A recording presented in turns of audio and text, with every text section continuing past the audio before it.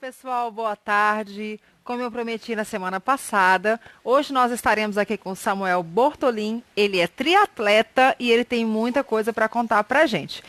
E falaremos sobre quadros mentais, sobre esse desafio aí da gente trabalhar esses quadros mentais na nossa vida, né? Para a gente conseguir alcançar aqueles sonhos, aqueles objetivos, estado desejado, né, Rosana Mello? É verdade. Mais uma vez aqui no programa. Muito obrigada, Kalina. De nada. Mais uma vez com um convidado Muito hiper obrigada. especial, que é o Samuel, de exemplo, que veio nos trazer este contexto dos quadros mentais. Inclusive, hoje eu falei sobre isso de manhã, acho que sempre vem calhar, né, eu estar aqui. Hoje eu falei sobre isso de manhã nos meus stories, no Insta, e que bom que vocês estão acompanhando hoje a gente aqui.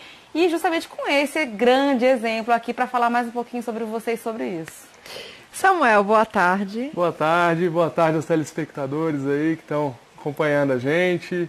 A gente está muito feliz de você ter aceitado o convite. Obrigado, gratidão. Eu que agradeço, igualmente.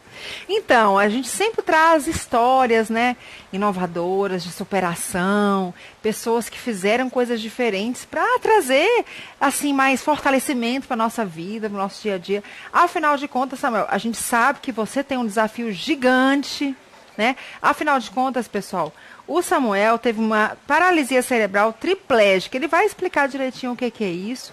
E, apesar disso, ele é um triatleta. Então, muita coisa aí para falar pra gente, mas nós também temos os nossos desafios do dia a dia e tem hora que a vida é desafiadora, não é, Rosana? Muito, muito desafiadora. E aí hoje eu lancei uma pergunta, inclusive, lá no meu canal. O que te impede? Olha esse grande exemplo. É isso aí, o que te impede. Então, vamos começar falando o seguinte. Samuel, a gente está ansiosa, nós estamos ansiosos para ouvir um pouquinho da sua história. Fala um pouquinho da sua história pra gente. Eu nasci com 6 meses e meio de gestação, num parto prematuro, de gêmeos. E aí meu irmãozinho veio a falecer alguns dias depois do nascimento. Eu fui para a incubadora, recuperei e voltei para casa com meus pais. A minha vida seguiu normalmente, até que quando eu tinha alguns meses de vida, a minha mãe começou a perceber que eu não tinha a mesma coordenação em relação às outras crianças da minha idade. Ela viu que eu tinha dificuldade em alguns movimentos, que eu era um pouquinho mais duro. E aí, naquela época, 30 anos atrás, em Barreiros, no interior da Bahia, né, não se tinha muito recurso médico e as pessoas falavam, não, deixa crescer, porque ele é muito pequenininho, quando crescer ele fica bom. E a minha mãe, adolescente, mãe de primeira viagem, mas eu digo que toda mãe tem um instinto muito forte, né? E ela sabia que tinha alguma coisa diferente e ela não sossegou até descobrir o que era. Mas, então ela começou a viajar para várias capitais. Naquela época também não se tinha esse acesso à informação tão fácil, não existia Google, não existia nada disso. Então se você queria uma informação de Brasília, você tinha que ir a Brasília, tinha que vir para cá, tinha que ir a São Paulo. E assim foi até que ela recebeu o diagnóstico de paralisia cerebral. Mas ela recebeu esse diagnóstico de uma linguagem muito fria e técnica da medicina, né? Uma mãe adolescente, ela recebeu esse diagnóstico, foi recomendado fazer algumas fisioterapias e ela não entendeu naquele momento a complexidade do caso. Ela falou, bom, eu vou fazer fisioterapia durante 6 meses, 1 ano, e depois meu filho vai ter uma vida completamente normal. Mas ela pediu para a médica anotar tudo num papel, que ela ia ler quando chegasse em casa com meu pai. E aí a médica anotou tudo, ela chegou em Barreiras, sentou na cama lá do meu pai e começou a ler. Aí quando veio a palavra irreversível, que ela caiu na real. Que ela viu que não seria uma luta temporária, que seria uma luta para a vida inteira. E aí eu sempre falo para as pessoas que coisas boas e coisas não boas acontecem com todos nós. O que diferencia, a maioria das vezes, um do outro é a maneira como a gente reage a isso, né? E a gente tem 2 maneiras básicas de reagir a isso. É ficar no luto. O que é o luto? É você se lamentar, é você falar, poxa, por que isso comigo? Tanta gente ruim nesse mundo, isso acontece logo comigo. Ou você ir para a luta. Ir para a luta é você ver que você tem uma situação diferente, você entender que isso veio para o seu melhor, veio para a sua evolução, e buscar alternativas. E ela passou esse luto de uma maneira muito rápida, Foram meses ali, eu digo muito rápido porque eu conheço gente que está no luto faz 10, 20, 30 anos e deixa de aproveitar a vida, deixa de viver, deixa de ser feliz. Então, quanto antes a gente sair desse impacto de uma notícia e realmente ir procurar recursos, que naquela época não eram muitos, né? Não se tinha fisioterapia, estou em Barreiras, não se tinha educador físico, então começaram meus tratamentos, eu comecei a tratar aqui em Brasília, no Sara Kubitschek, que também era o que se tinha na época, até hoje é uma grande referência, mas naquela época era o único recurso, né? E aí eu vinha a cada 40, 45 dias, passava uma semana, 10 dias aqui, minha mãe vinha comigo, mas eu precisava de um estímulo diário, né? E esse estímulo diário quem deu foi minha mãe. Ela não tem formação nenhuma na área de saúde, mas nada melhor para desenvolver uma pessoa do que a necessidade. Ela viu que eu precisava de um estímulo diário, foi entendendo meus tratamentos e foi fazendo. Então os diagnósticos sempre foram muito pessimistas, né? Samuel não vai engatinhar. Então ela pegava um lençol, ficava fazendo estimulação no meu quadril durante 3, 4 horas, dia sim e outro também. Todos os dias, e enfim, e foi fazendo isso. Naquela época ela usou muito essa coisa do segredo mesmo, né, que se fala de física quântica, enfim, não se tinha esses estudos que tem hoje, não se tinha essa comprovação que isso funciona, mas era o que ela podia acreditar, era o que ela podia fazer, e ela fez isso. Então eu ia dormir, ela falava: poxa, meu filho, um dia você vai andar, um dia você vai andar. E ficava repetindo coisas positivas, e ela sempre acreditou que a paralisia cerebral ela mata algumas células do cérebro, e ela sempre acreditou que o nosso cérebro é capaz de se recompor, que um outro lado é capaz de suprir um lado que morreu algumas células. A neuroplastia. Isso. Que na época não tinha nada disso. Eu sempre falo, a minha mãe foi minha melhor coach. Sem na época existir coach, mas ela fez um trabalho. E meu pai, poxa, fez tudo também. O meu pai foi meu engenheiro de acessibilidade, porque eu caminhei até os 7 anos com um andador. Então não se tinha também andadores prontos. Ele chamou um carpinteiro, um marceneiro, e falou: olha, eu preciso fazer um andador para meu filho andar. E aí foi, tirou as medidas, quebrou a cabeça, fez um, aí depois fez outro melhor. E foi tudo na tentativa e erro, e foi aprendendo e melhorando, que foi. Então ele criou um andador, ele criou uma mesinha que eu usei também minha infância inteira, que conforme eu ia crescendo a mesinha, você tirava assim, ela ia subindo, sabe? Ela já foi projetada para usar há vários anos. E aí, com 7 anos, depois de ela andar muito por esse Brasil e procurar vários médicos, e 7 médicos falarem que eu não ia andar, que eu não tinha possibilidade nenhuma de ficar em pé sem apoio, um médico disse: talvez ele ande. Tem uma cirurgia inovadora aqui, que vai fazer vários procedimentos num processo só, e que talvez ele ande. A gente não sabe, não se tem muita pesquisa, não se tem muitos casos, mas é o que se tem de melhor para fazer. E quando você tem 7 nãos e um talvez, aquele talvez passa a ser a nossa vida. Porque eu sempre falo para as pessoas assim, a gente vive num mundo que parece que todo mundo anda, parece que todo mundo enxerga, parece que todo mundo escuta e parece que todo mundo fala. Mas eu vivi a minha infância por causa dos tratamentos e depois por conta do estágio de educação física em centros de reabilitação. Você vê que muita gente não tem essas dádivas. E quando você não tem alguma coisa dessas muito simples, isso passa a ser o que você mais vai querer pro resto da tua vida. Não interessa o que você tem de condição financeira, não interessa o que você tem de inteligência.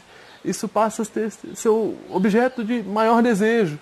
E eu lembro que no ano que eu operei, eu escrevi uma cartinha pro Papai Noel. Você tinha quantos anos? Eu tinha 7 anos. 7 anos.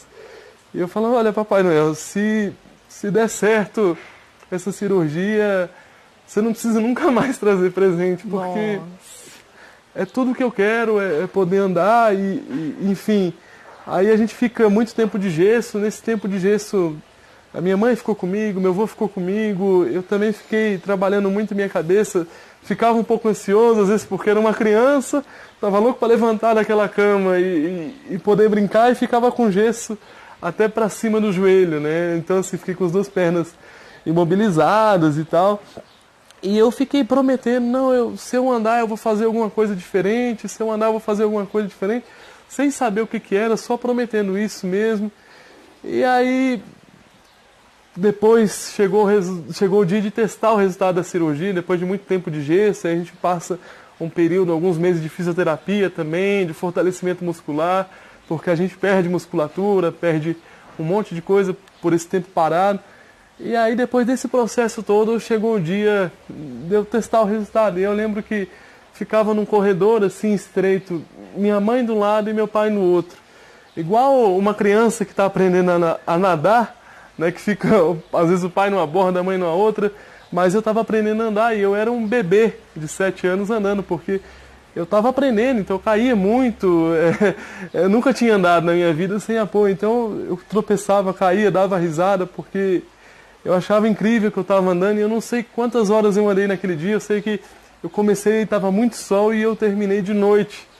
E foi assim, foi a primeira vez que a gente, eu e minha família, a gente percebeu que o impossível poderia ser quebrado se tivesse muita fé, se tivesse muito trabalho e se tivesse esse espírito de equipe mesmo. Eu sempre falo que a gente foi uma equipe muito boa e que cada um executou muito bem as funções que lhe foram responsabilizadas.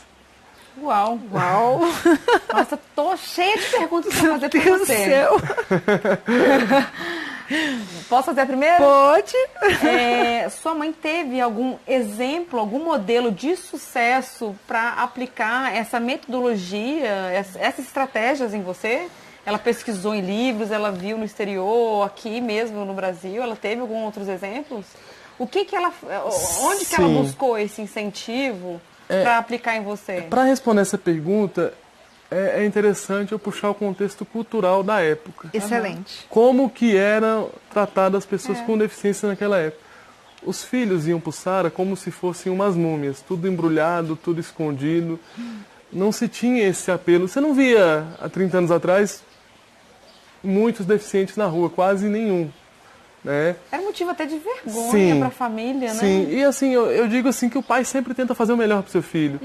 Mas às vezes ele escondia no intuito de proteger até. Dos olhares indiscretos, né? Sim, mas escondia. O fato é que a maioria dos deficientes aí, várias deficiências, não só a paralisia cerebral, eram escondidos.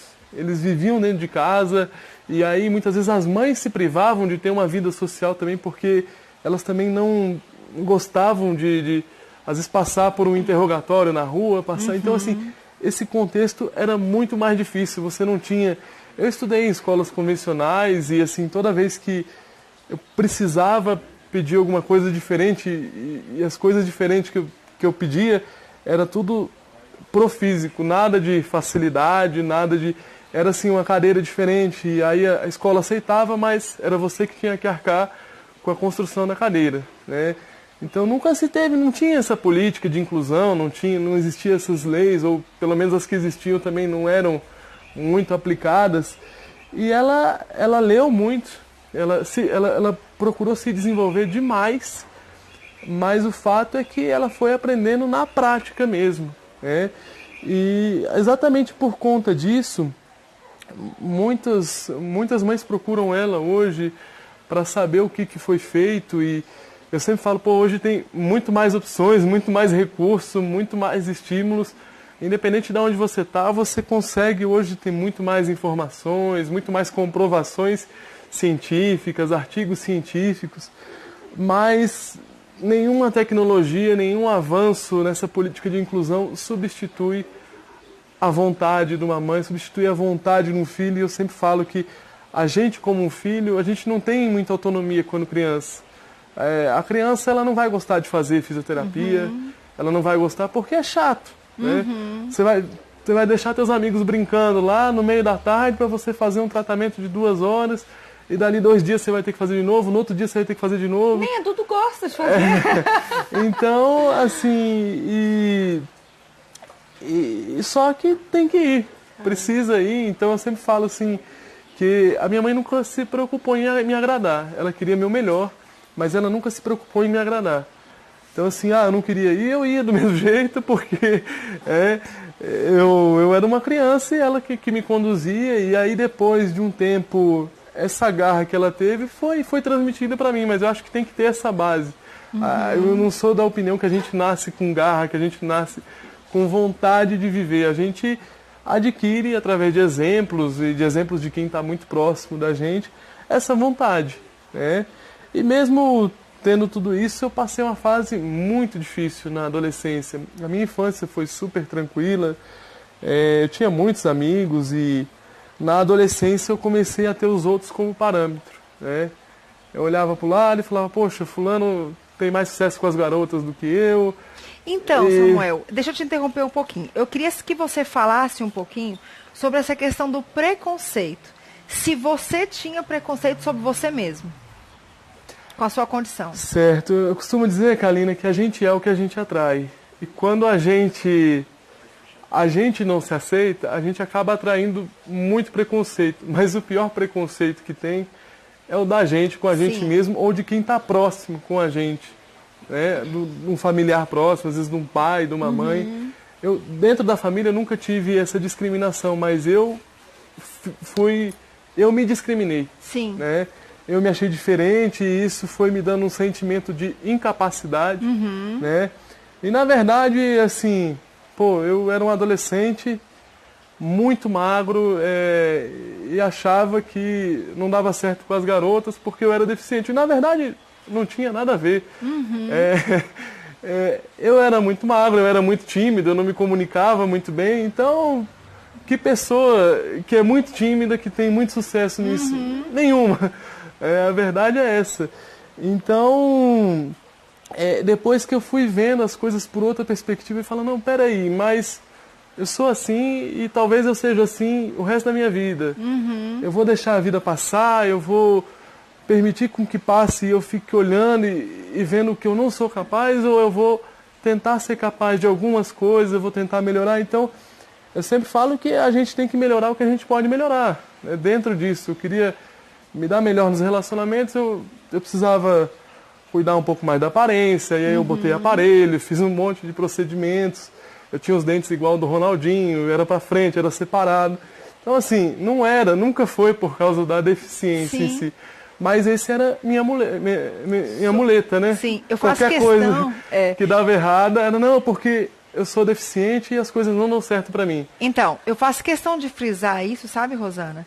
Porque a gente está vivendo num mundo onde tem a vida do Facebook, né? Sim. Aquela vida perfeitinha, porque no Facebook todo mundo é lindo, né? Todas as fotos têm Photoshop, então a vida é perfeita de todo mundo. E algumas pessoas, infelizmente, se iludem com aquela vida perfeita que ninguém tem.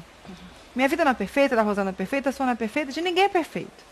E eu quero frisar muito isso, porque há poucos dias nós fizemos um programa sobre suicídio com uma psicóloga que veio falar, porque a gente está com um índice absurdo em Brasília, principalmente em Brasília. E eu vi o depoimento de uma moça que deixou um vídeo gravado falando que foi uma carta que ela deixou antes de se matar. E eu não quero aqui fazer apologia a isso, mas o que eu quero dizer, a menina era linda. Linda, que não tinha um defeito, sabe? E a discriminação que ela tinha com relação a ela mesma, no vídeo ela falava assim, porque eu nasci assim, porque a minha mente não me ajuda, porque eu me sinto assim, porque, sabe, assim, toda a fala dela em torno de um quadro mental distorcido que ela criou em relação a ela mesma. E aí a gente vê esse depoimento, né, lindo seu, falando que, na verdade, tudo isso nada mais é do que quadros mentais que a gente cria e que a gente alimenta. Claro. E a gente atrai. Exatamente. A gente atrai. A gente atrai o que a gente vive. E quando eu mudei essa maneira de enxergar, o meu jeito de andar não mudou. Sim. Mas eu mudei a minha perspectiva com a vida. Então, por exemplo, em vez de ficar reclamando, meu Deus, por que eu nasci com deficiência? Eu comecei a pensar, poxa, quase ninguém que nasceu com a deficiência do grau que eu nasci anda. Isso já é uma vitória. Uma vitória. Eu nasci num par de gêmeos, meu irmão morreu. Alguns dias depois, poderia ter sido eu. Sim. Então, se eu fiquei, é porque eu tenho uma coisa muito importante para fazer aqui.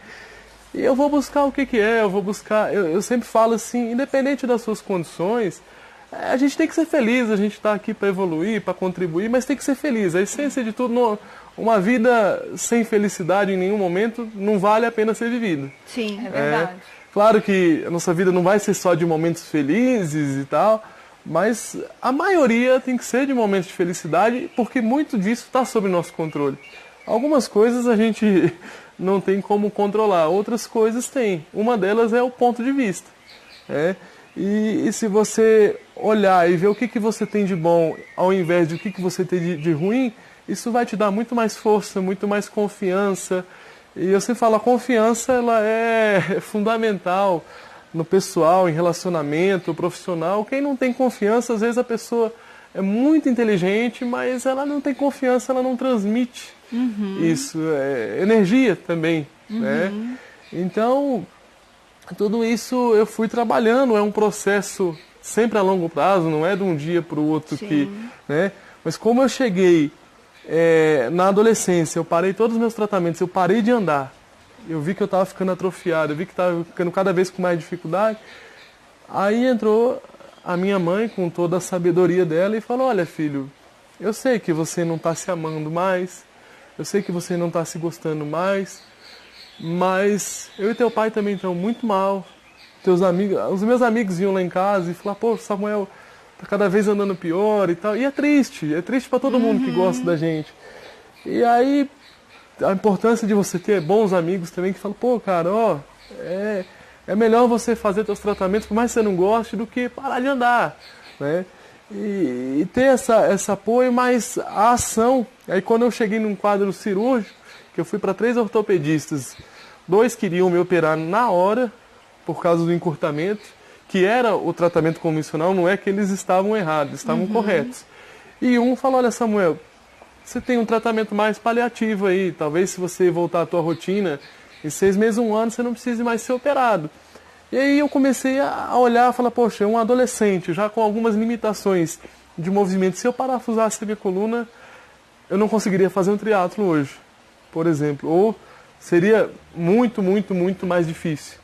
E aí eu mudei, aí quando eu saí daquele médico eu mudei, eu falei, não, eu preciso disso. Aí 1 ano depois eu entrei numa faculdade de educação física e eu fui tentando entender melhor a minha rotina, eu fui tentando entender melhor o meu processo e introduzindo coisas que eu gostasse de fazer. Acho que isso é fundamental. Hoje eu amo minha vida, eu sou atleta, eu sou palestrante, 2 coisas que eu gosto muito de fazer, então eu gosto muito da vida que eu tenho. Tá, eu trouxe um vídeo, porque nós entrevistamos há algum tempo atrás o Wilbert Batista, ele foi campeão do Ironman, e vocês vão ver um pouquinho da história dele, e tudo começou porque aos 50 anos de idade ele foi ao médico, e o médico falou para ele assim, olha, você tem uma vida sedentária, e se você não fizer alguma coisa, você vai ter poucos anos de vida. E esse alguma coisa é parecido com a sua história, e eu quero trazer agora nesse momento, porque você está falando de quadro mental. E Sim. ele fala muito desse quadro mental, que ele começou no esporte para vencer aquele sedentarismo, para ter uma qualidade de vida melhor, e ele acabou parando no Ironman. Então vamos colocar para depois a gente poder continuar. Não vai rodar? Ai, que pena. Mas... Tá bom. É o que eu sempre falo para as pessoas. Em vez da sua dificuldade ser uma desculpa, use ela para ser seu motivo. Então, eu não consigo emagrecer porque por causa disso, por causa da minha genética, por causa daquilo. Se dedique um pouquinho mais e faça disso o seu motivo. Você fala, não, você tem que fazer alguma coisa justamente pela sua genética, justamente porque você está numa situação que está te incomodando. Eu sempre falo para as pessoas que se isso não te incomoda, não tem problema nenhum, só que uma hora pode dar problema de saúde, uma hora... E as pessoas que amam você vão ficar preocupadas. O que a gente faz influencia diretamente nas pessoas que estão ao nosso redor. E às vezes as pessoas não se preocupam, não, mas... As pessoas dão muita desculpa, ou sempre acham que nunca vai acontecer nada, né? Mas é uma questão de prioridade, né, Samuel? Sim, Na semana com certeza. passada, estava conversando com outra pessoa justamente sobre gordofobia, né? E Foi uma entrevista, e nessa entrevista com a Vanessa Campos, super blogueira, que influencia outras pessoas, ela passou por muitas questões de preconceito, como eu também passei na minha vida, mas a gente percebeu que o pior preconceito de todos é aquele que a gente exerce sobre si mesmo. Porque aquilo define a gente, e a gente começa a se permitir também ficar triste. Aí é aquela coisa de, eu quero morrer, não quero mais viver. Você perde completamente a expectativa de viver. Mas no momento que você passa por um processo de autoaceitação, e a gente não sabe bem especificamente que momento que é esse, porque é um tijolo construído em cima do outro, né? Tudo muda. Tudo se ajusta de uma forma. E muitas vezes que é mágico, né? E muitas vezes aquela cobrança, com certeza. Não é? E muitas vezes aquela cobrança que a gente acha que sofre da sociedade, na verdade é uma imposição nossa sobre... Sim. Ninguém tá nem aí. Ninguém tá nem aí. Ninguém tá vendo se você tá andando do jeito do outro, se você é gordo, se você é magro, blá, blá, blá, aquela coisa toda. Mas é a sua questão com você mesmo. E assim, é de você entender também, por exemplo, assim, criança. Criança sempre vai olhar o jeito que eu ando, porque é diferente. E a criança, ela é muito pura. Então não é por maldade, por preconceito, é porque chama atenção. Às vezes ela nunca viu alguém andando daquele jeito. Então a gente não pode interpretar todo tipo de olhar, todo tipo de... é preconceito. Às vezes eu olho alguém com paralisia cerebral e reparo, pô, ele teve isso, aquilo, porque me chama atenção, é o meio que eu vivo. Mas nunca é sobre um julgamento, nunca é... E as pessoas não... Eu vejo muita gente, não, mas ele me olhou, eu tive a impressão que ele me olhou torto. Uma questão pessoal da pessoa também, né? É um julgamento seu sobre o olhar do outro. Alucinação, muitas vezes, né? Isso. E quando a pessoa tá nisso aí, realmente tudo que ela vai olhar, vai falar, pô, tá me olhando estranho. Às vezes não tá, às vezes ou às vezes tá sem óculos. Não, e às vezes até um olhar de admiração a gente pode interpretar, tá me olhando e tal. Na verdade, em vez de preconceito, a pessoa ali tá admirando e você acha, né? Então, é tudo como a gente interpreta. A perspectiva que a gente tem. Vamos ver o vídeo, então? Acho que agora sai, né? Ibe, você começou falando sobre mente escravizada, né? É verdade. Interessante que existem verdades que no mundo, no dia a dia, que a Bíblia fala, inclusive, e que muitas vezes a gente deixa de lado. E a gente percebe que quando nós encontramos essas verdades, algumas coisas mudam em nossas vidas. Então tem duas coisas que a gente precisa pensar. Eu contei no vídeo agora aí, que o médico falou, você estava meu exame estava muito ruim. E hoje, quando eu vou no médico, o médico fala, cara, se não houver intercorrência na sua vida, você vai ver 100 anos. O médico fica impressionado como é que a saúde é boa hoje, né? Então, tem uma pergunta que a gente precisa fazer para todo mundo, eu quero fazer a todo mundo que está ouvindo, com quem está seu futuro? Na mão de quem? Olha, todo mundo vive só 60 anos, então tá bom, você vai ver 60 anos, talvez a pessoa, o médico, você tem gordura no fígado, sua triglicerídeos é alta, pressão alta, você vai morrer a qualquer hora. Eu não quero morrer a qualquer hora, quero viver, claro, enquanto Deus permitir. Então, primeira coisa, a gente precisa pensar, com quem está meu futuro? Se você deixar na mão das outras pessoas, tá enrolado. Segunda coisa que eu falei é quando nós começamos a ter a mente escravizada. A mente escravizada não dou conta, não posso, sabe, não vou fazer. Então, isso é muito ruim, a nossa mente ela é muito viva. Do momento que eu falo assim, eu não dou conta, como diz lá no nosso Goiás, lá do Carlinhos aqui, nós fala assim, não dou conta, né, cara? Quando você fala, não dou conta, acabou. Sua mente fecha para qualquer possibilidade nova. Quando você fala, como eu vou conseguir isso? Sua mente abre para, vamos descobrir uma saída para conseguir isso. Então, a mente escravizada é a mente que fala assim, não dou conta, não posso, tal. Uma vez eu estava dando uma palestra no lugar, e eu falei assim, olha, eu fiz uma prova agora, que eu nadei 4 km, na verdade nadei 4 km e 200 em mar aberto, água aberta, pedalei 180 km e 42 km, sol muito quente e tal. Aí eu falei assim, quantos creem que você pode fazer isso? Algumas pessoas levantaram a mão, outros não. Eu falei assim, os que falaram que não pode, acertaram. E os que falaram que pode, também acertaram. Ford já falava isso, né? Ford já falava isso. Exatamente isso. Quando você pode, você acha que você pode, você vai conseguir. Então, é claro que para quem está sedentário falar uma coisa dessa, assustar. Eu confesso que eu não entrei no esporte para fazer essas loucuras. Foi coisa gostando, você vai sempre querendo desafios novos, você vai querendo desafio.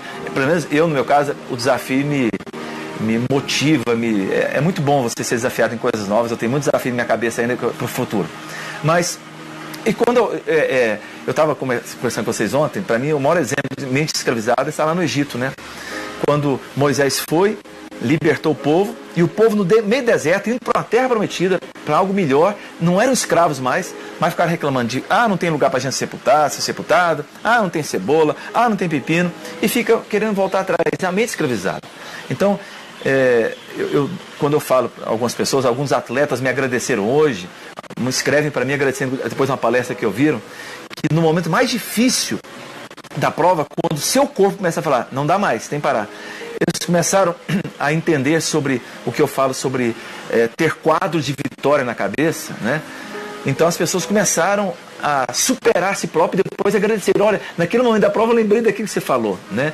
Então, quando o apóstolo Paulo fala em Romanos 12 lá, que a gente deve renovar a nossa mente, é claro que o contexto ali é um contexto espiritual, mas renovar a mente é para tudo, para a família, para a vida pessoal, para os desafios da vida. Se você não renovar, você vai ter a mente escravizada, né? Esse que é o grande desafio nosso.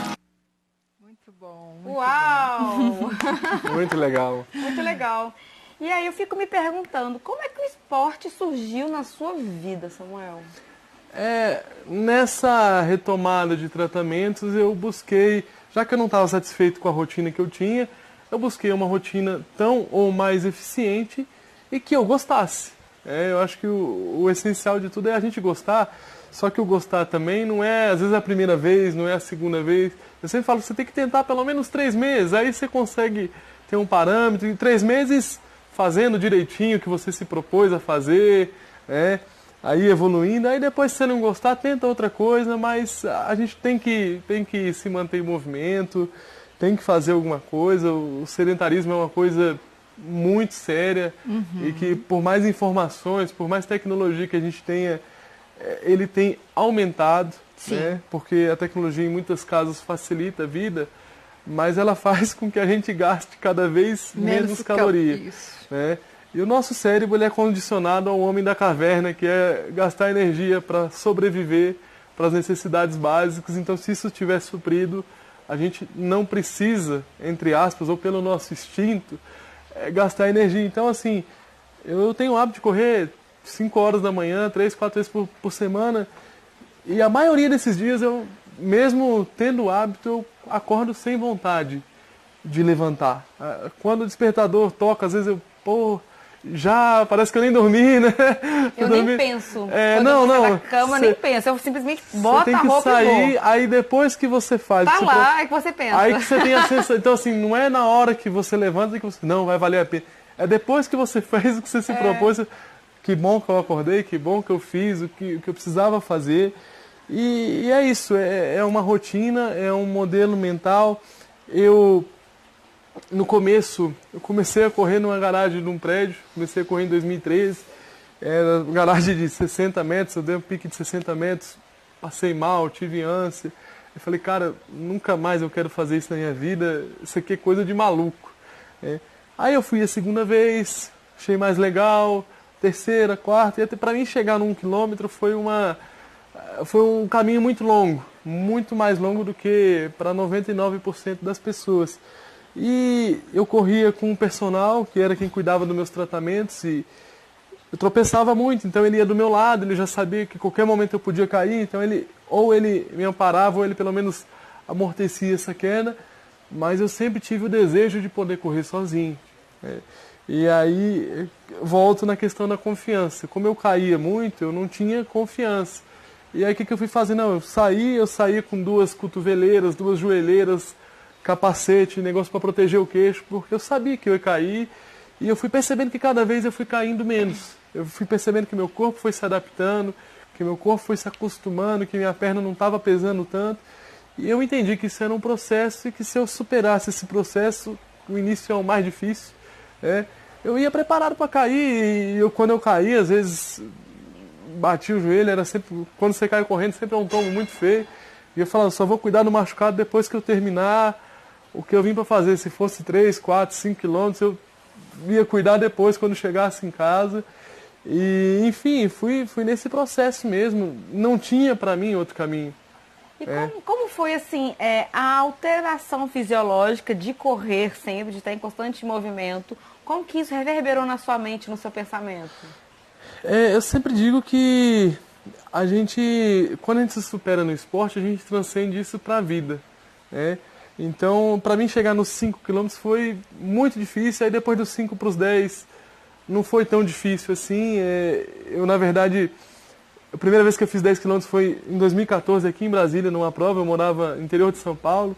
E aí um amigo meu mandou o link pela rede social e falou: olha, Samuca, essa prova aqui é sensacional, a melhor corrida que eu participei.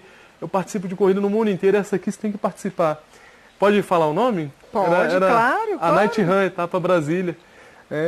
E aí eu simplesmente abri o site, 5 km de um lado esquerdo, e 10 km do lado direito. Eu falei, pô, eu vou viajar entre ida e volta 1.300 km para fazer o que eu faço aqui.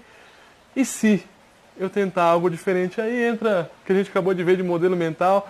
Você pode olhar um negócio e falar, pô, nunca vou ser capaz disso.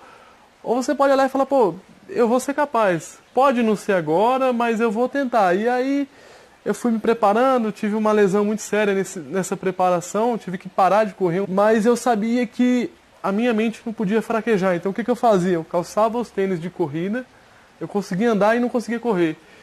E ficava ia para o lugar que eu ia correr e ficava o tempo que eu ficava treinando, eu ficava sentado no banco da pista ali, imaginando eu correndo e ficava sentindo essa sensação. E eu falava, cara, quando eu voltar a correr, eu vou voltar no mesmo ritmo e tal. E aí eu voltei, eu consegui me preparar para 6 quilômetros, eu não cheguei nos 10, mas chegou o dia da corrida e aí foi alguns amigos meus comigo e tal. Até uma história um pouco engraçada, porque não eram amigos do esporte, eram amigos meus mesmo, falando, eu vou te apoiar nessa e vou junto, assim. Que massa. Para vocês terem ideia. Legal, foi um amigo meu e aí ele chamou os amigos dele também, que era amigo meu. Um foi de camisa gola polo e sapatênis. Nossa, meu Deus. Aí ele olhou pra mim e falou, 10 quilômetros, eu moro a 10 quilômetros do trabalho. Eu falei, sim, mas você já fez isso correndo? Não. Falei, então tá bom. Sapatênis é ótimo. Então assim, só que eles foram, terminaram e me acompanharam o percurso inteiro. Isso também foi uma superação para eles, né? Porque ele nunca tinha corrido e correr a primeira vez 10 quilômetros não é uma tarefa simples. E aí o ano passado eu estava me preparando para São Silvestre, que são 15 quilômetros. Vim fazer uma palestra em Brasília numa segunda-feira e entrei na internet no domingo e até uma meia maratona. E eu estava preparado para 13 quilômetros naquele momento. Eu falei, pô, meia maratona é 21. Não. Eu sabia que ia chegar uma hora que ia ser só a mente, que o corpo não ia, assim, porque estava difícil fazer os 13, mas eu falei, não, eu vou tentar, e qualquer coisa que eu passar dos 13, que é o que eu estou preparado realmente, é lucro, né? Eu sempre digo, se eu mirar um objetivo muito grande e não acertar ele, os 15 quilômetros passam a ficar fáceis. E na verdade, quando eu estava me preparando para os 15 eram muito difíceis. Então, não tenha medo de metas grandes, de sonhar grande, porque você não precisa acertar naquele momento. E mesmo se você fracassar, sim, vai ser muito maior a sua vitória se você não almejar com algo. certeza, porque tem gente que planeja umas metas totalmente dentro da zona de conforto, né? Então, porque tem medo de errar, porque tem medo de se frustrar, porque tem medo de se traumatizar. Tem medo do julgamento. Isso. E aí eu falei, não, cara, eu vou, se eu fizer os 15 bem, eu vou continuar e tal. E aí quando eu cheguei no quilômetro 18, realmente assim, eu parei de sentir as pernas, aí eu tava com 2 amigos correndo comigo, eu falei, não, vamos indo, aí eu fui me escorando neles e tal, e aí fui pensando, até que uma hora eu consegui recuperar, consegui voltar a correr e terminei os 21. Caramba!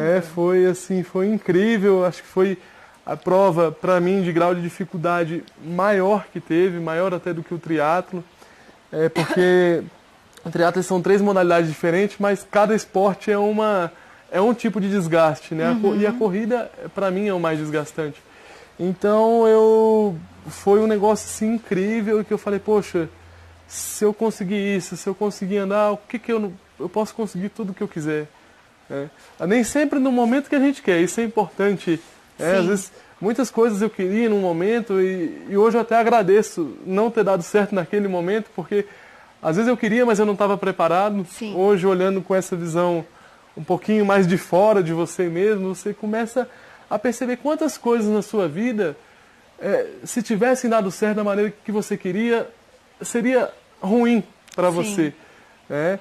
Então, a gente alcança o que a gente acredita. Né? Essa frase do Ford é: aqueles que acham que podem e que não podem, geralmente estão certos.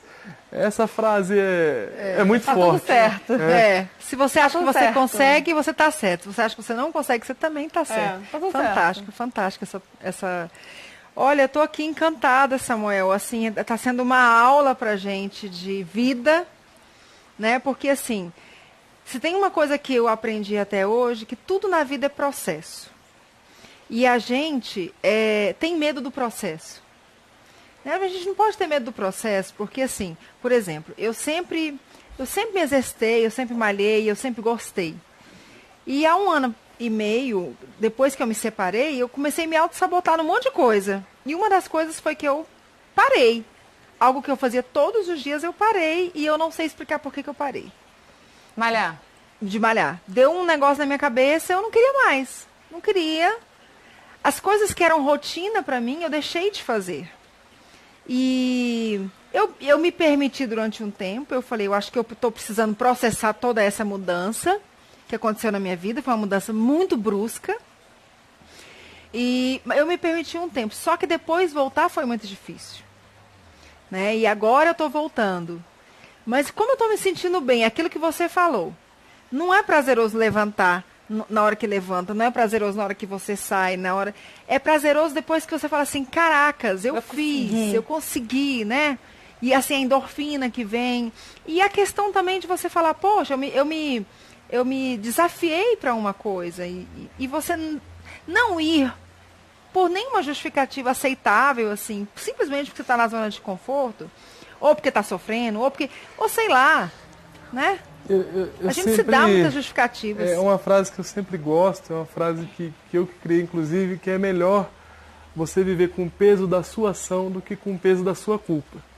Porque muito bom. Muita coisa você não faz, mas você não se sente bem com aquilo. Isso. E essa culpa vai te massacrando, ela vai acumulando, vai... Então, assim, faz. Se der errado, é melhor fazer e dar errado e você ter a possibilidade de fazer de novo, de fazer melhor e de fazer diferente do que você não fizer. Porque muitas pessoas, elas miram o resultado final, só que elas não conseguem desfrutar o processo. Isso. Então, você tem que desfrutar o processo. Eu, por exemplo, quando eu caía muito, correndo, até hoje eu caio, menos, mas eu caio. Eu parei de cair em casa. Eu caí em casa caminhando também. Então, são coisas... A maioria de acidentes com deficientes físicos e idosos, acidentes graves, acontecem dentro de casa. Então, em nenhum lugar você está protegido. Eu já fui, às vezes, questionado, mas você se expõe muito, você corre na rua, você não sei o quê. É um risco. Tudo tem um risco. Dentro desse risco, a gente tenta fazer as coisas.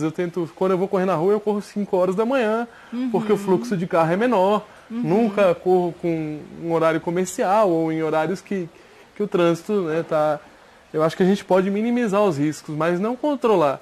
Se a gente ficar em casa, quantas pessoas falecem de infarto dormindo? Sim. Sim. Quer coisa mais confortável do que estar dormindo? Tem muita gente que morre assim. É verdade. Eu sou muito criticada quando eu faço muitas histórias, que eu estou na academia, que eu estou malhando.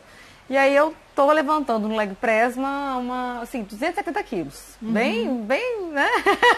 E aí eu tenho muitos seguidores que são médicos, e aí falam assim, mas você está acabando com você, porque você está acabando com o seu joelho, porque você...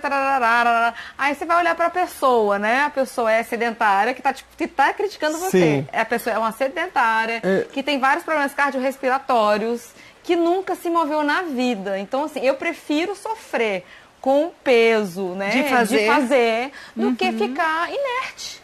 Eu tenho até uma história curiosa desse período que eu me machuquei e parei de correr, porque foi um período que eu queimei etapas, que eu não tinha muito tempo para me preparar.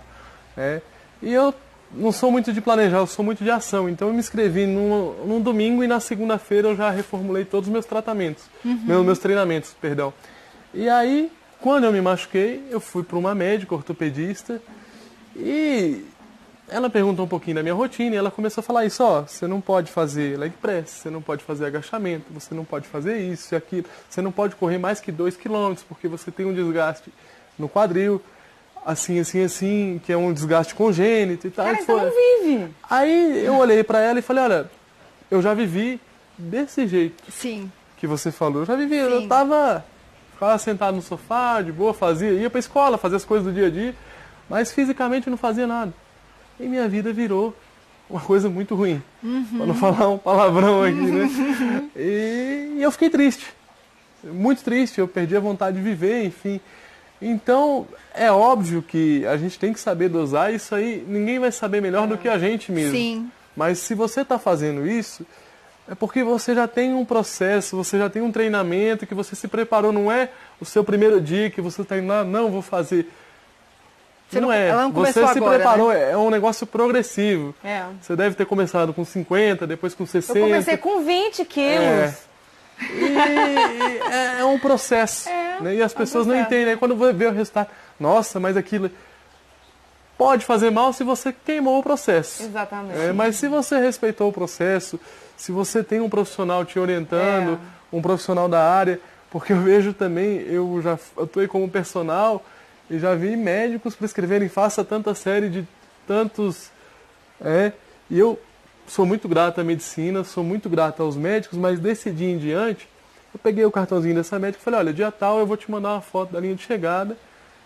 Mandei um e-mail para ela com a foto da chegada aqui, dos 10 quilômetros, e ela não me respondeu. Eu só escrevi assim no e-mail, falei, olha, eu não tenho nada contra você, eu não sou uma pessoa assim que fica, só que é o seguinte, você poderia ter falado isso para outra pessoa e essa pessoa teria desistido. Não desmotive ninguém, sem entender os motivos. E aí eu comecei a procurar só médicos que praticam esporte. Os médicos que me tratam hoje são médicos esportivos. Perfil, Muito né? bom. Perfil. Muito bom. Por quê? Perfil. Porque ele vai entender a importância do objetivo. Um profissional, ele pode ser o responsável pela sua mudança ou pelo seu fundamento mesmo, né? Como a gente estava até conversando esse fim de semana com Paula, com o Eduardo, que são master trainers de programação neurolinguística, um profissional, ele é uma autoridade na vida das pessoas.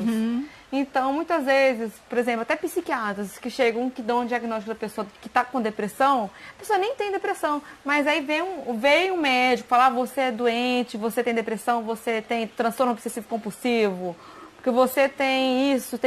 A pessoa acredita nisso e acaba ficando dependente do remédio para a vida inteira. E aí depois chega num curso de autoconhecimento, como de programação neurolinguística, e descobre que nunca foi depressivo e que, inclusive, o remédio que ela toma há anos não faz mais efeito há anos.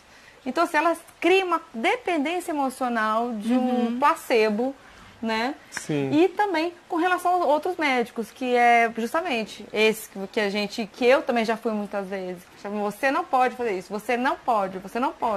Sabe? Então, assim, é limitante. Esses profissionais, eles deveriam ter uma consciência social de que eles são autoridade e que eles podem ajudar ou eles podem atrapalhar completamente o processo de mudança de uma vida extraordinária da pessoa.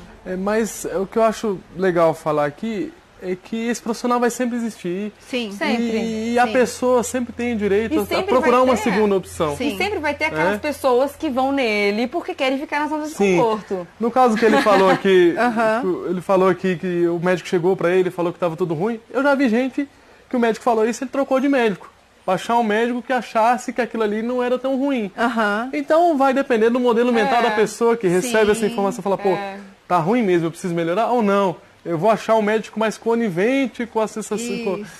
Porque tem. Você é tão curioso, porque eu tenho uma pessoa que é da minha família e ela reclama de tudo da vida dela. Então, assim, todos os piores problemas do mundo de saúde acontecem com ela, né? E ela, o que ela faz? Ela procura médicos que justamente dão um diagnóstico dos piores problemas do mundo para ela. Pra E ela poder justificar. Eu tava... Pessoal, a gente tem que fazer um intervalinho e a Vamos gente lá. volta daqui a pouquinho.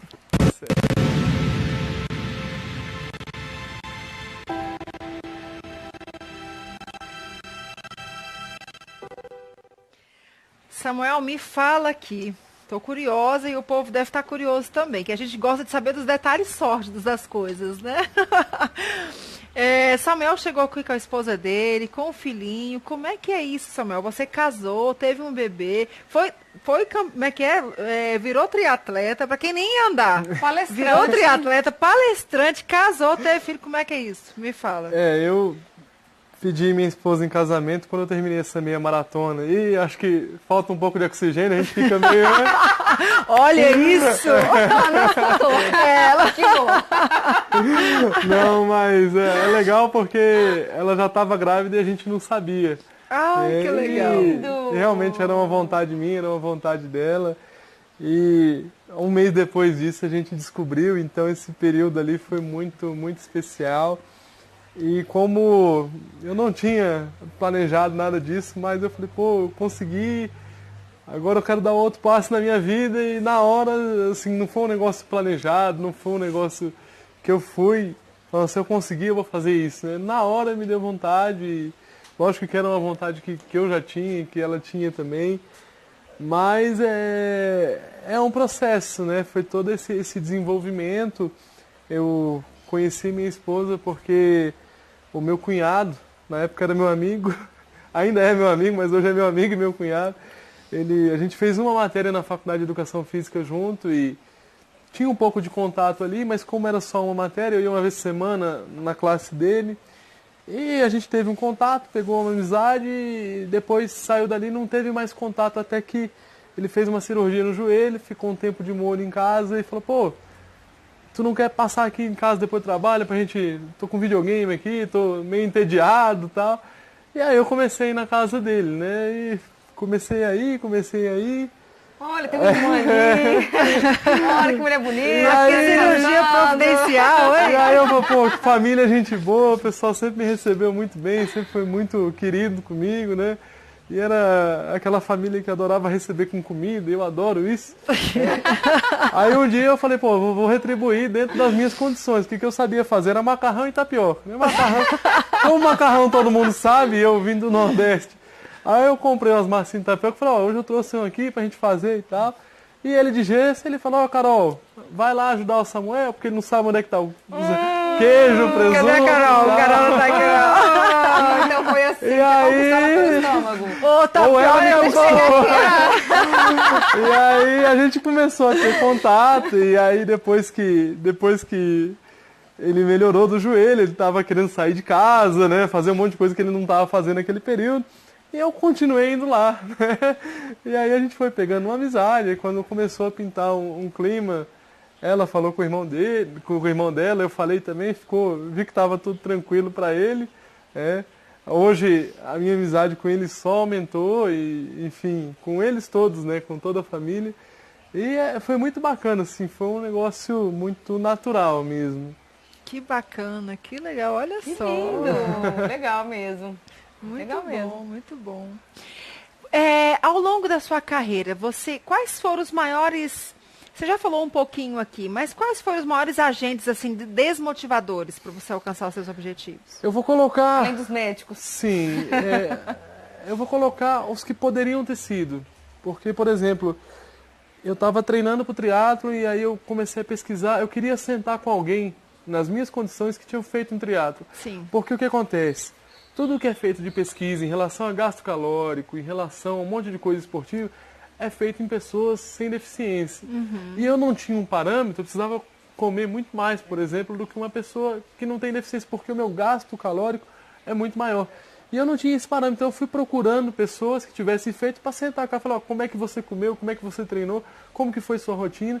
E aí eu não achei, entrei em contato com o Comitê Olímpico Nacional, Internacional, enfim, e realmente não tem. Muito disso por conta da corrida. Tem gente com a minha deficiência que pedala pra caramba, muito melhor do que eu, que nada, muito melhor que eu, mas que corre, nada e pedala e faz o triatlo, não tem nada documentado. E isso começou a gerar um interesse da mídia muito grande, até que um dia recebi uma ligação do Rio de Janeiro, achei que era uma operadora telefônica que tinha me ligado no dia anterior e me liga até hoje umas 3 vezes por semana, aí você já atende assim, né?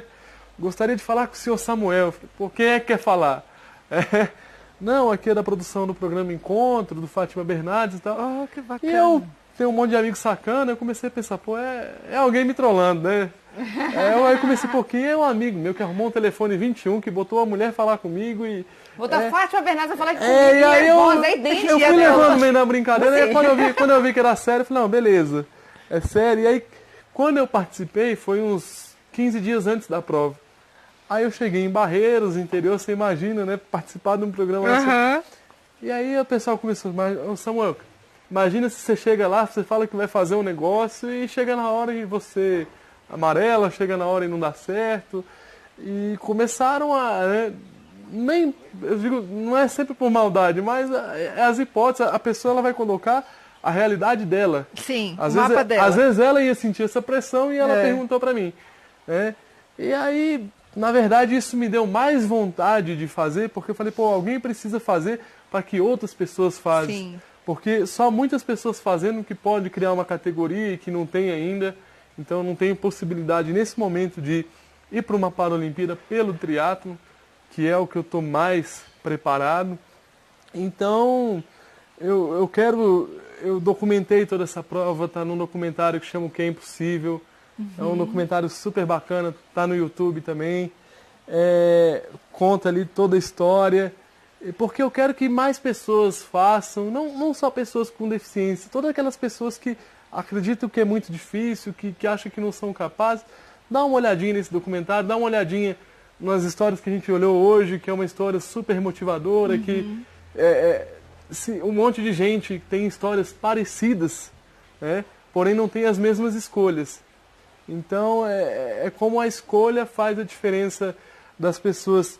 Eu gosto de encerrar a minha palestra com a seguinte frase: são suas condições, são suas decisões e não suas condições que determinam o seu destino, porque é o que você faz com aquilo que você tem que vai determinar se vai ser bom ou se vai ser ruim, e não aquilo que você tem de fato. Uau. Né?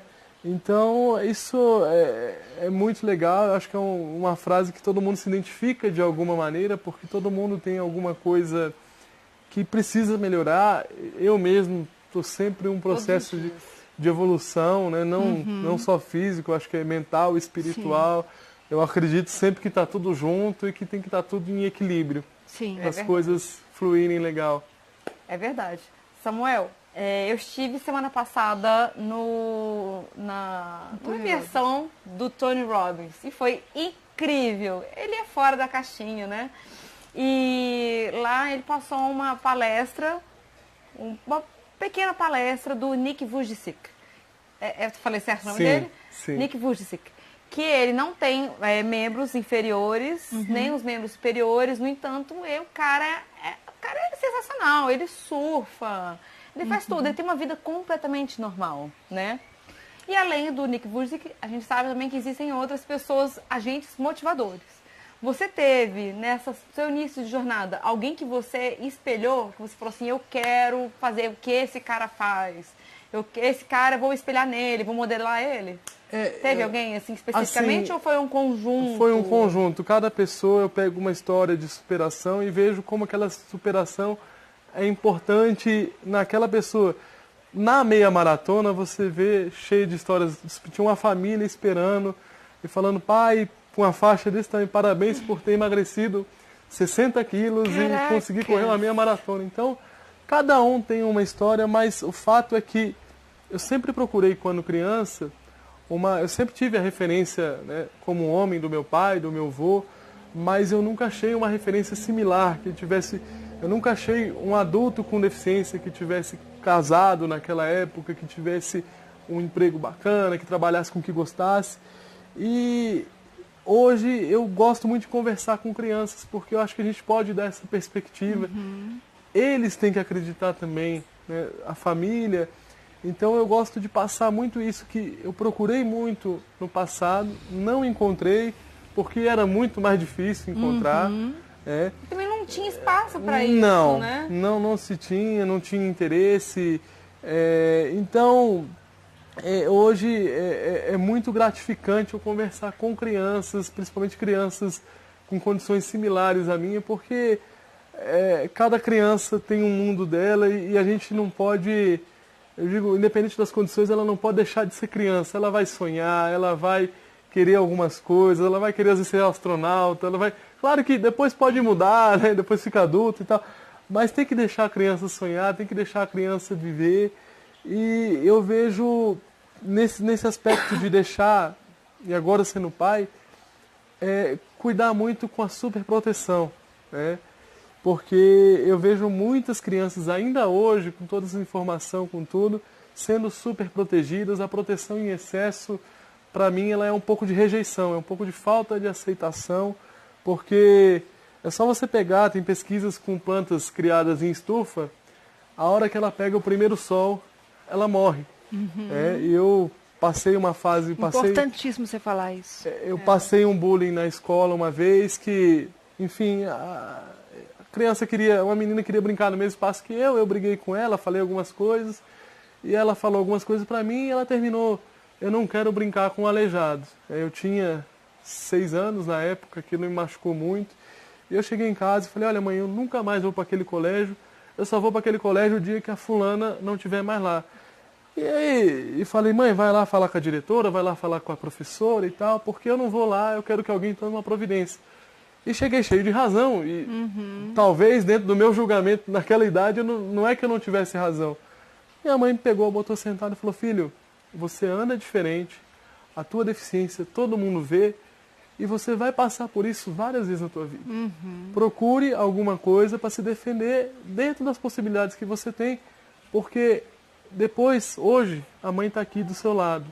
Daqui um pouco, você pode passar por isso e não ter a mãe por perto, não ter uma professora, você que vai ter que se defender.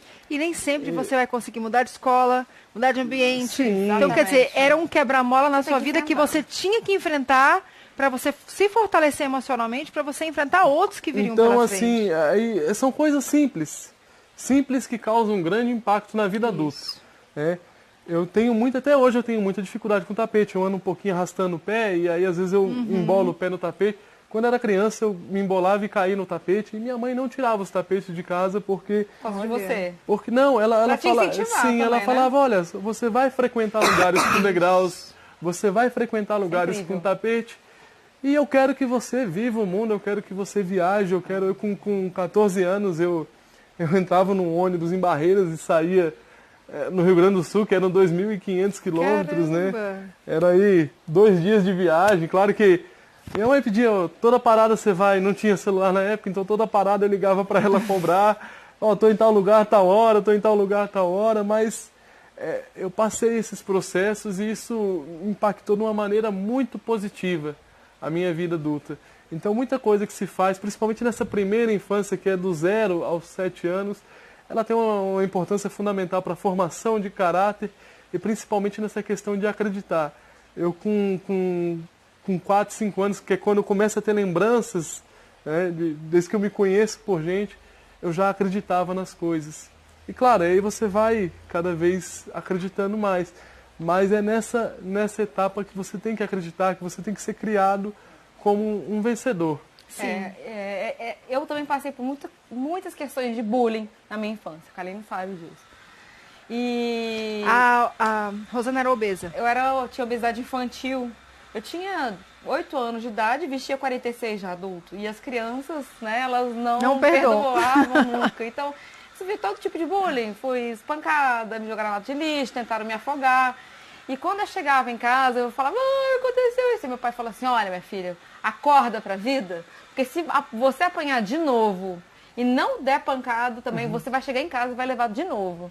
E esses processos de eu preciso de enfrentar, eu estou sozinha no meu colégio, eu não tenho pai e mãe para me defender, eu estou ali num ambiente que eu preciso de me virar, socialmente também, isso também foi decisivo para a construção do meu eu hoje. Então, como que eu olho lá para o passado? Poxa, eu vejo e agradeço. Por quê? Porque se você não tivesse passado, porque se eu não tivesse passado por tudo que eu passei naquela primeira infância, eu talvez não tivesse aqui nem falando com vocês, eu não soubesse nem falar direito, não fosse assim despachado como eu sou, não soubesse me virar, né? Então eu tenho que agradecer muito a todos vocês que passaram pela minha vida, e é de coração mesmo, vocês têm um espacinho no meu coração. Não é bem assim? Muito bom, muito bom. Mas antes, a gente já está quase caminhando para o finalzinho. E antes eu queria que o Samuel explicasse para o nosso público, talvez não tenha ficado claro, a questão de você não poder competir. Você tem que competir numa categoria normal e não... Eu não tenho como ranquear, porque se eu for fazer qualquer... Como que funciona? Você se inscreve como para-atleta e na hora... Você pode até ser avaliado antes, mas isso... Cada avaliador pode mudar. Na hora da prova, um pouco antes, você é avaliado. E não tem ninguém com uma triplegia, são 3 membros afetados, no caso é o braço esquerdo e as 2 pernas. Meu único membro que não foi afetado é o braço direito, né? E o lado esquerdo ele foi afetado mais severamente. Então, não tem ninguém nessa condição que faz no triatlo. Então, se eu vou ranquear, eu não tenho categoria. Provavelmente eles vão me jogar acima, que é uma competição muito desleal. Eu vou competir com quem tem muito mais funcionalidade física do que eu. E aí é uma coisa que, enfim, faz muita diferença, né? É gente que vai ter, às vezes, dificuldade em uma perna e em um braço. Então eu não tenho como competir em fins de Olimpíadas, de várias coisas. Mas eu sempre falo, eu vou continuar fazendo porque eu gosto de fazer. E o dia que eu não gostar mais de triatlo, eu vou continuar fazendo outra coisa. Porque eu sempre vou estar me movimentando. Então eu acabo participando de provas convencionais mesmo. Acabo não pegando pódio, não pegando troféu. Mas sempre vale a pena porque sempre é muito legal, o pessoal apoia. As próprias provas aqui de Brasília, tem provas que apoiam demais, assim, a ponto de me ligarem, oferecerem inscrição, sabe? A MKS é uma organização aqui que sempre abre a porta para mim, porque toda prova gosta de falar que é inclusiva, mas na verdade é a minoria que é.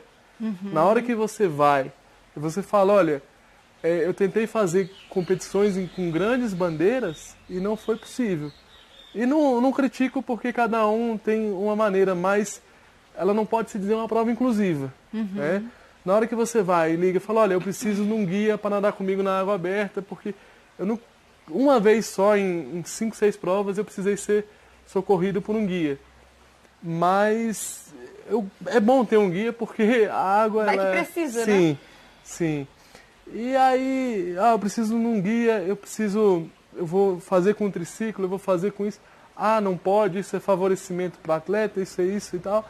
E não foi permitido que eu fizesse. Isso assim, eu falei, não, eu não quero troféu, eu não quero, se isso é favorecimento, eu só quero receber a medalha de participação se eu concluir, porque se eu não concluir, não interessa a minha condição, na minha cabeça eu não sou merecedor daquilo.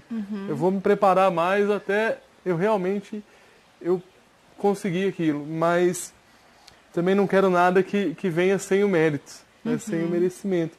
Mas o fato é que eu acabo hoje prestigiando mais essas competições que me abrem mais as portas. Nossa, interessante, né? Muito e assim, um exemplo assim absurdo pra gente, né? Porque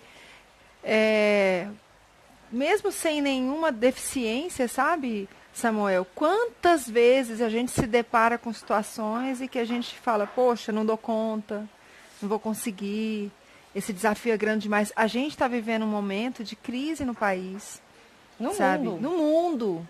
E assim, tem muitos pais de família que perderam seus empregos e que estão, e agora, o que eu faço? A pessoa fez isso a vida inteira, não sabe fazer outra coisa, não se sente capaz de fazer outra coisa, sabe, assim. E o nosso objetivo aqui é fazer as pessoas pensarem um pouquinho sobre essas questões, assim. Não ficar com aquela coisa de não dou conta, mas como fazer, que foi o que o Ibi falou lá no vídeo, né? É interessante falar, pelo menos comigo assim, não é um processo automático. Eu também às vezes reclamo. Sim. Porque é natural, quando você passa uma situação, você reclamar e tal, mas aí você tem que parar e pensar, não, olha, se você for olhar para trás, a maioria das pessoas já passaram por problemas muito maiores do que estão passando agora. Então, se você tiver essa consciência, você vai ver que você foi forte lá atrás e que você pode ser muito mais forte porque você tem mais experiência, você tem mais vivência em relação ao que você era no passado. Então você pode ter muito mais força. Começa por aí. É o que sempre me motiva. É olhar para trás e ver o que eu conquistei, o que eu fiz. E que todo mundo tem esses momentos de super-heróis, que eu digo assim, que é uma coisa que não vai dar conta, e precisa, até que você precisa muito daquilo, você consegue. Né? Tem situações aí de mães que erguem carros quando o carro está na iminência de cair na cabeça de um filho pequeno, de um bebê. Então, assim, isso é sobre-humano. Isso é sobre-humano. Erguer um carro, às vezes eu vi uma vez uma mãe magrinha, assim, ela falou, pô, nunca fiz academia e tal, mas meu filho ia morrer. Eu vi meu filho morrendo e eu levantei o carro. E é simplesmente isso. Eu acho que a necessidade, quanto mais a necessidade vem, é aí que muitas histórias de superação acontecem, através da necessidade mesmo. Sim. Talvez se não tivesse a minha necessidade, minha mãe não tinha se desenvolvido tanto. Sim. E aí é um desenvolvimento mental, cognitivo, espiritual, ela se desenvolveu muito. Eu não quero entrar em detalhes de religião, mas se desenvolver espiritualmente na sua crença, enfim, sempre é importante. E então, assim, foi todo um processo e que meu pai acompanhou e que meu pai também fez, porque naquela época, imagine vocês que mais de 60% dos maridos se separavam quando tinha filhos com deficiência. Hoje está um pouco melhor, ainda tem muita gente se separando, porque a mãe precisa se dedicar muito para o filho. Eu estou passando isso agora com o bebê, a mãe é dedicação exclusiva do filho e tal. E o marido tem que compreender isso, o marido tem que entender que quando o filho é deficiente, essa dedicação ela fica amplificada e, além dela ser maior, ela é por mais tempo também. Né? Tem casos que o filho precisa de ajuda para se alimentar, para tomar banho, a vida inteira. Só que hoje os pais estão colaborando muito mais. Eu tenho um grupo de pessoas muito legal, que é o Esquadrão Azul, que são pais que correm com os filhos com deficiência. Que legal. Sabe? Eu vejo muitas pessoas com deficiência hoje na rua, isso é muito legal. É muito legal, porque eu estava conversando com meu amigo e falou, não, mas antigamente não existiam tantas pessoas com deficiência. Sempre existiram. Sempre existiu.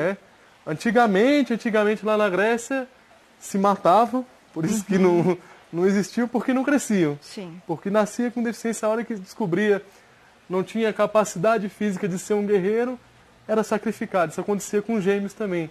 Eram abandonados também, né? Porque nos gênios acreditavam também que nascia um gênio bom e um gênio mau. E, enfim, para não ficar na dúvida, eles sacrificavam os dois. Ainda bem que eu nasci em 88, né? Porque eu era gênio e fui diagnosticado com deficiência. Então se fosse antigamente, não teria prosperado. Nasceu na hora certa. Foi. Muito legal, muito legal. Bem, nós já falamos um monte de coisa legal aqui, mas eu ainda quero deixar um espaço para cada um deixar um recadinho para o nosso público. A gente sempre termina o programa, né, deixando um recadinho. E assim, Samuel, o que você poderia falar para as pessoas que estão na sua condição, ou na condição parecida com a sua, ou não, ou pessoas que estão realmente vivendo um desafio na própria vida? Aí você pode olhar para a câmera ali e falar já direto para o nosso público. Viva a vida, desfrute a vida, independente da condição física que você tem, independente da condição financeira que você tem. E muitas vezes, e eu já passei por isso, quando a gente olha para o lado e começa a ver o outro muito melhor que a gente, no sentido, tudo dá certo para ele, não dá para mim. Na realidade, ninguém tem a vida perfeita, todo mundo tem os problemas, mas tem gente que enfrenta e passa por eles e tem a alegria. Tem a alegria de viver, que isso é o fundamental. Muito bom, muito bom. Rosana Mello, quer deixar um recadinho? Quero sim. E eu já começo. O que te impede, né? Todos nós temos desafios na nossa vida. Eu tive os meus desafios e ainda tenho. A Kalina teve os desafios e ainda tem. Samuel também teve e ainda tem. Todo mundo tem. Então não fique se achando especial demais, porque só você tem esse problema. Na verdade, todos nós temos as nossas próprias questões. E muitas vezes a gente não precisa de dinheiro, a gente não precisa de outros recursos financeiros. Basta que você encontre dentro de si mesmo este recurso, porque você tem ele dentro de você, para que você consiga superar suas próprias questões e para que você tenha sua vida extraordinária, mais que extraordinária. Tá aqui esse grande exemplo aqui hoje. Kalina também é um grande exemplo de superação. E eu também sou um grande exemplo de superação, gente. Mude seu mindset. Tem uma frase do professor Mário Sérgio Cortella que é: faça o melhor que você pode nas condições que você tem. Então não justifica, eu não comecei por causa disso, eu não comecei por causa... Faz do jeito que dá, faz nas condições que você tem, que na hora que você toma uma ação, acho que o universo se encarrega de um monte de coisa e um monte de portas vão abrindo. Mas você precisa tomar o primeiro passo, você precisa iniciar. Se você quer emagrecer, se você quiser viver melhor, se você quiser ter uma condição diferente da que você tem hoje, mude. Agora, se isso não é um problema para você, não precisa mudar, mas não pode reclamar. Né? Exato. Porque o ruim é a pessoa não mudar e ficar reclamando. Então não reclama. Se você é feliz assim, maravilha, mas não reclame. Se está te incomodando, não é... Eu digo que não é simples mudar, mas também não é difícil, né? Porque é tudo uma forma que a gente encara as coisas. Se a gente pôr isso aqui vai ser muito difícil, a gente nem começa. Então é um processo. Não é? Divide esse processo, às vezes, em semanas, que fica mais fácil. As semanas, elas são mais mensuráveis do que um ano. Então não faça uma meta anual, de repente. Faz uma meta semanal e vai cumprindo esse processo, esse passo a passo, até você chegar no seu objetivo.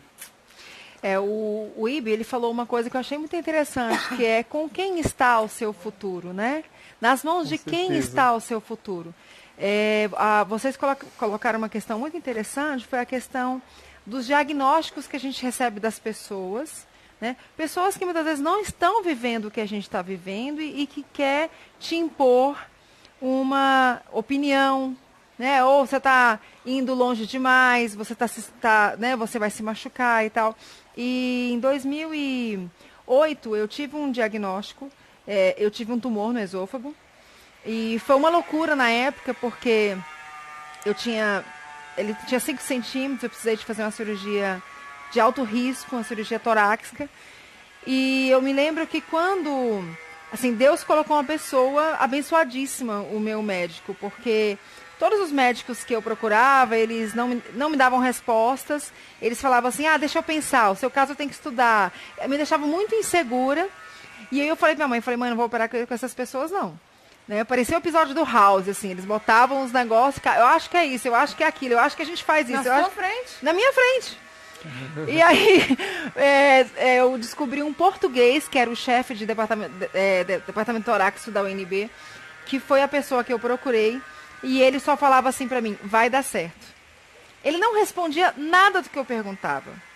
Porque era tão complexo que, se ele fosse me explicar, eu ia ficar com medo. Você desistir. Eu ia desistir, eu ia com medo. E ele só falava assim: vai dar certo, confia, vai dar certo. E ele foi tão assertivo que, depois que eles tiraram o tumor, eles mandaram para um laboratório em Brasília, deu que tinha células cancerígenas. Ele não acreditou no resultado e mandou para São Paulo. E o laboratório de São Paulo deu que não tinha células cancerígenas. Ou seja, eu tinha metade do dia, né? Eu tinha 50% de chance de acreditar que tinha, 50% de chance de acreditar que não tinha. Nessa brincadeira, eu fui fazer uma endoscopia sem ser com o médico que eu estava acostumada a fazer, que foi o que me acompanhou, pós-cirúrgico e tal. Caí numa médica. Essa médica botou tanta minhoca na minha cabeça. Ela: quem te garante que não tinha células cancerígenas? Com base em que você tomou essa decisão? E como eu tô tanta minhoca na minha cabeça, que eu falei pra minha mãe assim, mãe, eu não vou ouvir essa médica. Vou trocar de médico. Sabe, eu não vou ouvir, sabe por quê? Porque eu acredito que eu tô curada, sabe? E eu não vou ouvir isso, porque eu não quero ouvir isso, porque eu acredito. E assim, eu acho que a minha força de vontade o tempo inteiro de acreditar que ia dar tudo certo foi tão fundamental no processo, que eu passei um processo doloroso, um processo muito pesado, mas eu passei com muita determinação, assim, crendo que eu ficaria boa, né? E quando eu ouvi aquilo, eu falei: eu vou descartar isso, porque isso não me favorece, não me fortalece. Não é que eu tenha sido irresponsável, mas eu tinha diagnóstico de outros médicos. Sim. E eu falei: isso não me favorece, não me fortalece nesse momento. Então, eu não vou seguir.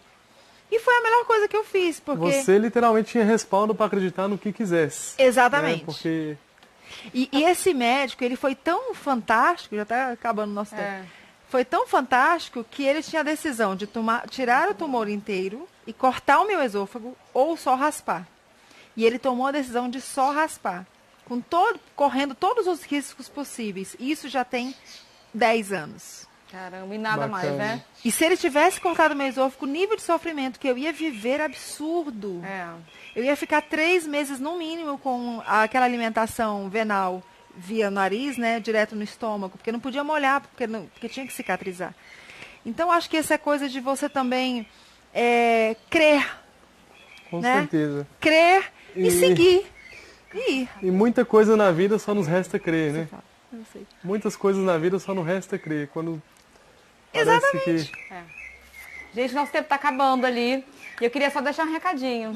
Semana que vem a gente vai ter um amigo nosso lá do Rio de Janeiro, Carlos Rabelo, que vai estar aqui em Brasília fazendo o curso de qualquer É uma metodologia utilizada pelo israelense de resultados mentais. de resolução de conflitos Resolução também, de não? conflitos é uma forma de você reprogramar sua mente para você encarar esses desafios. E a gente está super curioso para saber. Ele vai estar aqui na próxima Terça, eu acho. Na sempre próxima acho que- terça-feira. Nosso programa era toda quarta, eu tô com o meu mindset na quarta-feira, na próxima Continuam, terça-feira. confiram aqui o programa com a Kalina na próxima terça-feira. Carlos Rabelo e a Rosana Mello. Vai estar aqui, Rosana? Se eu for convidada de novo, eu vou. Eu adoro o caso, é uma figura. Gente, é isso aí, Samuel. Muito obrigada. Ah, sim, gente. Deixa eu fazer a propaganda aqui, minha e do Samuel. 29, né, Samuel? 29 de agosto. 29 de agosto, nós estaremos no café da manhã no IBMEC. O Samuel vai palestrar, eu vou ser a cerimonialista e eu espero você lá. Entra no site da ABRHDF, que é a Associação Brasileira de RH. Compra lá seu convite. Vão ter mais 2 palestrantes. O Bruno vai estar lá, que é o presidente da BRHDF, falando sobre tudo que está sendo falado no CONAR, que está acontecendo agora em São Paulo. Eu espero vocês lá. Entra no site ABRHDF. Não é não, Samuel? Com certeza, eu também espero vocês lá. Vai ser um prazer aí. Rosana Mello, muito obrigada. Um beijo, obrigado por tudo, gente. Até terça-feira que vem. Até.